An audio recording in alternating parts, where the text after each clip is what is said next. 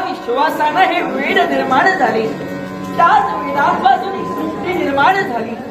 त्या सृष्टीच्या आधी जो स्थानभूत परमेश्वर आहे, त्या परमेश्वराच्या शुभ आणि पवित्रमय सुंदरचरणी हा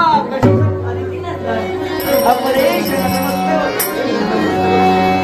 कोण माझे पवित्र वाक्य पूर्वजांची पूर्वकृती नाही आणि मातृपितृ देवतेचा कृपेचा अभिषेक माझ्या मस्तकी असताना कशाची ही निंदता माझ्या जीवनात नाही.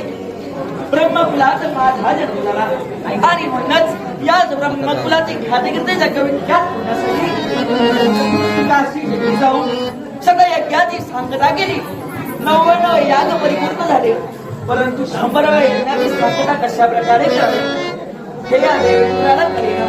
त्या क्षणी घडला प्रकार तो वेगळा.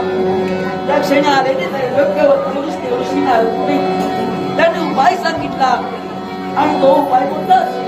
सत्वर जाणे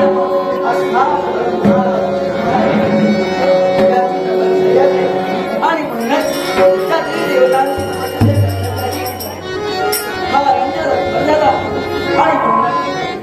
त्या देवतांची माझ्या प्रसन्न प्रलब्ध ब्रह्मदेव म्हणाले, देवेंद्रा तुझ्या भक्तीवर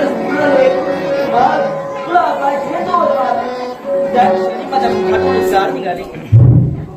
भगवंता 100व्या यज्ञाची सांगता आणि तुझा आशीर्वाद